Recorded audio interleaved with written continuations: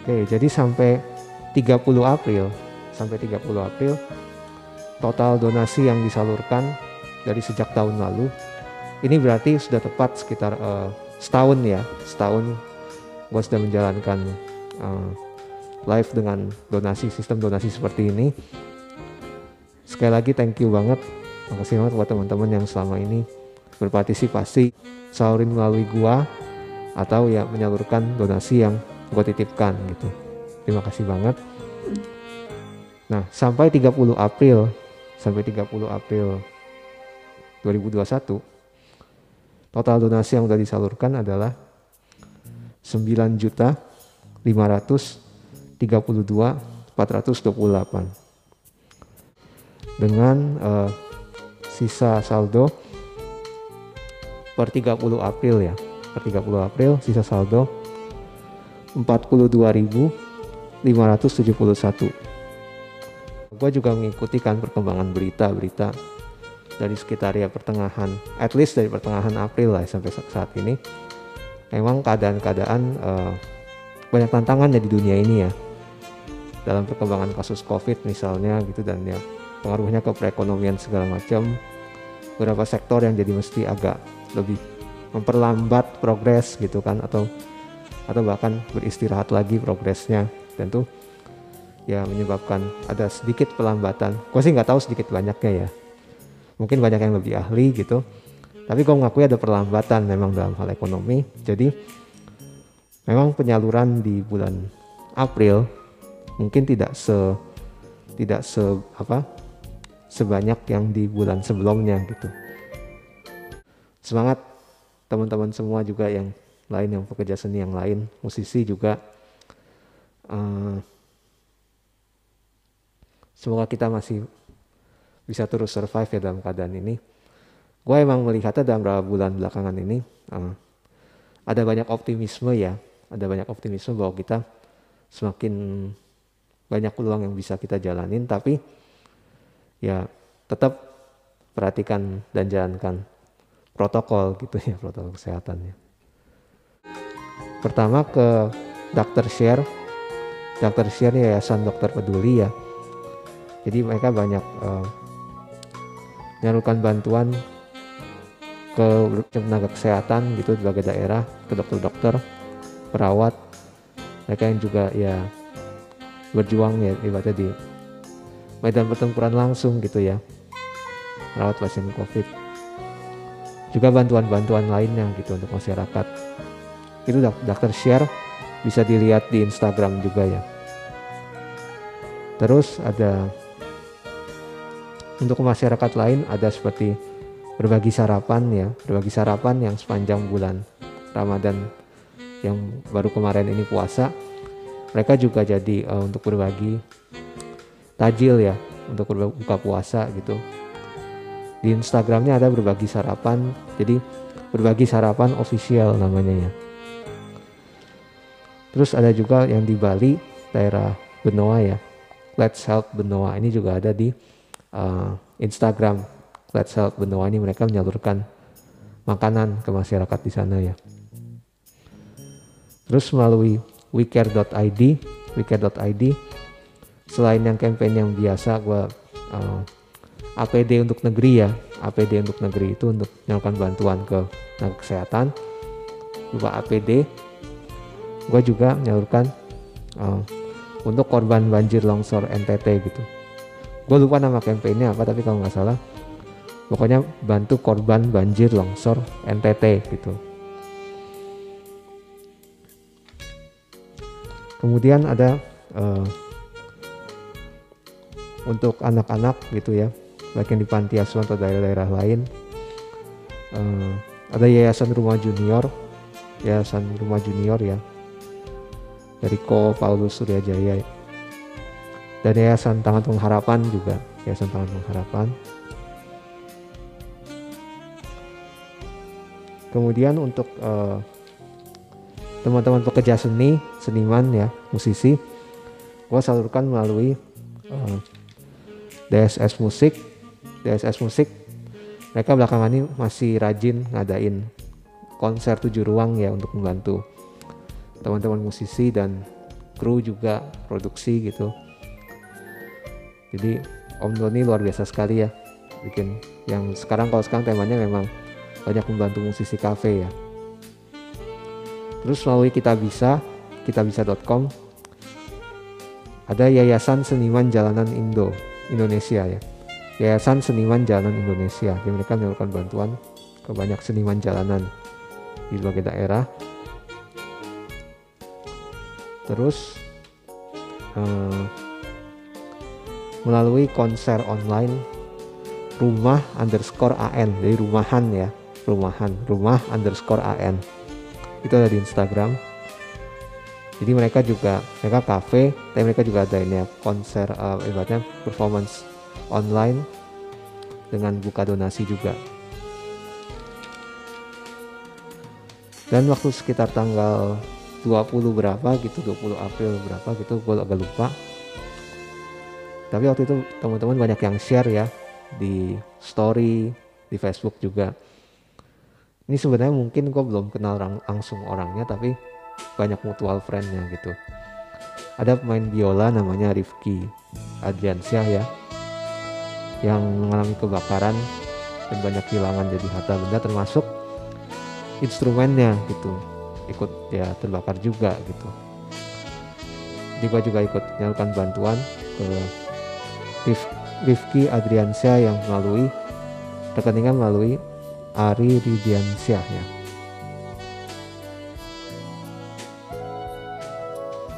Jadi itu penyaluran donasi gue yang dikumpulkan. Terima kasih sekali lagi buat teman-teman yang partisipasi selama ini ya. Dan sepanjang bulan Mei ini dan bulan-bulan berikutnya ya, selagi masih ada yang dipercayakan melalui gua akan tetap salurkan tentunya ya.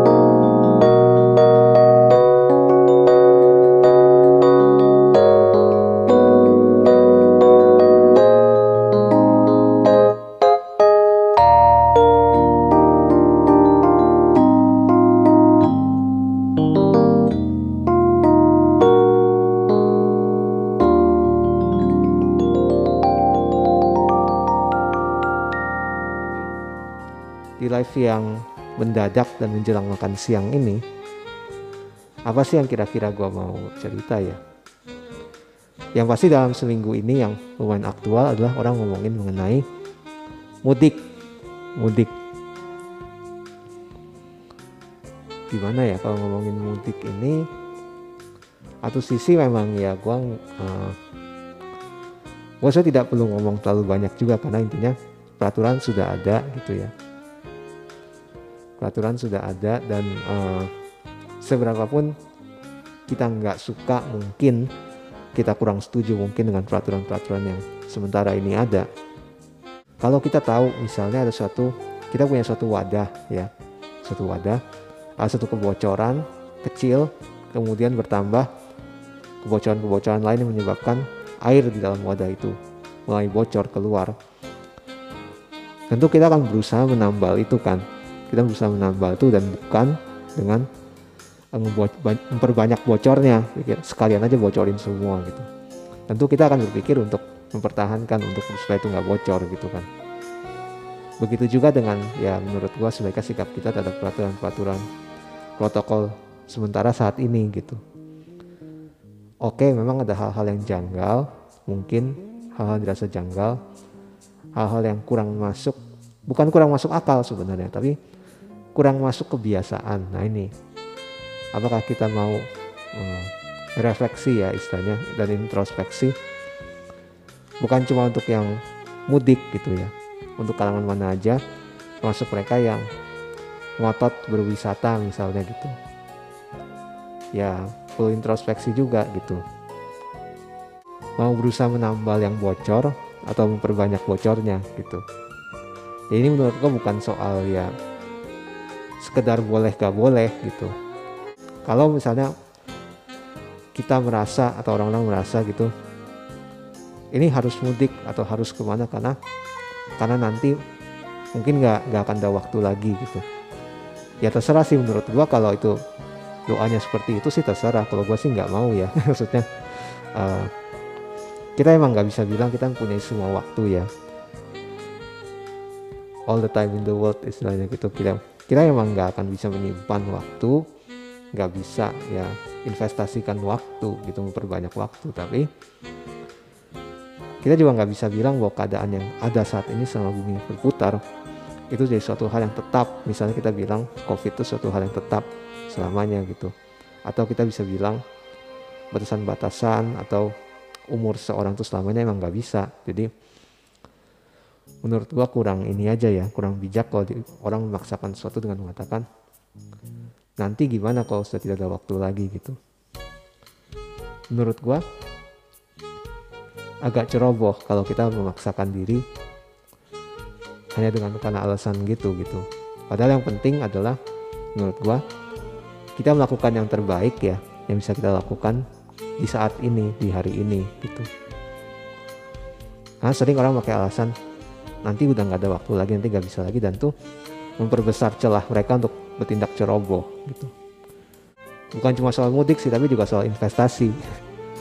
Ini malah ngomongin Bitcoin nanti ya, tapi gue gak bermaksud menyinggung orang yang investasi Bitcoin atau apa segala macam. Entah itu Bitcoin atau Dogecoin atau Shiba atau apanya tuh. Kalau gue sih gak ikut investasi itu ya, dan gue sebenarnya bukan soal benar salah, orang terserah sih. Kalau orang sudah mempelajari kondisinya dan siap ya berinvestasi situ ya silakan gitu kan.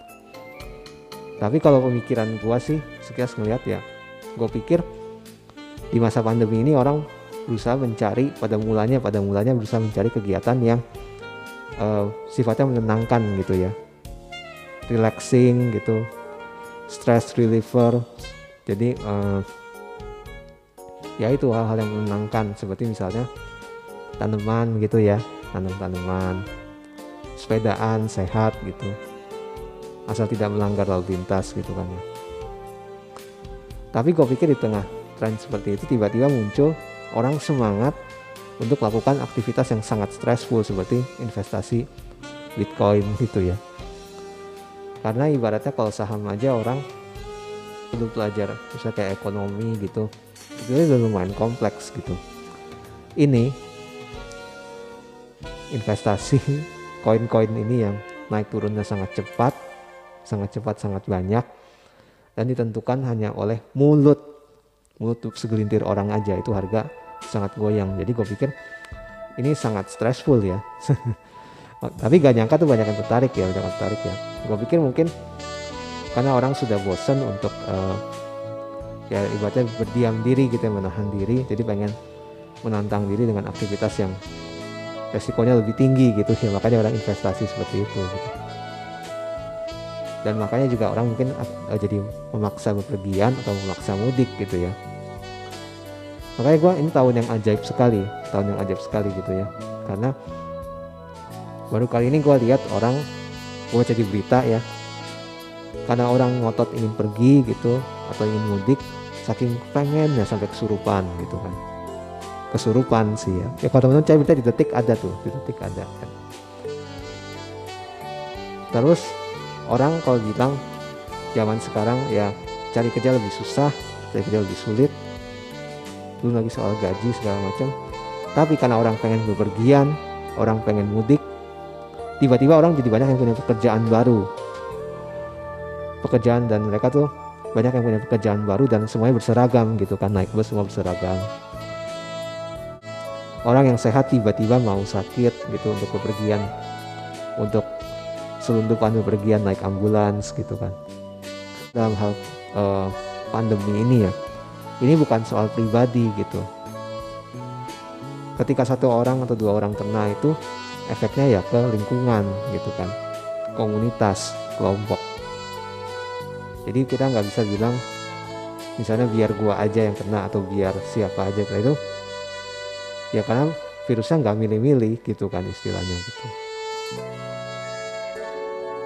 Dan kita nggak perlu terbawa suasana dengan negara-negara lain yang mungkin beberapa udah ngadain konser, udah ngebuka penerbangan, bahkan ada yang udah ngebuka masker gitu. Jadi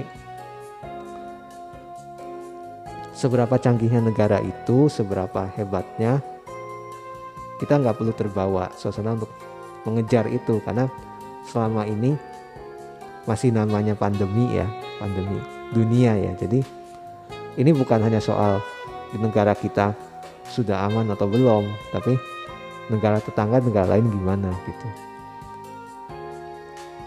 Apakah akhir tahun ini kita bisa lepas masker? Gua kurang yakin gitu. Pada waktu tahun lalu banyak yang memperkirakan dalam pertengahan tahun ini keadaan akan jauh membaik.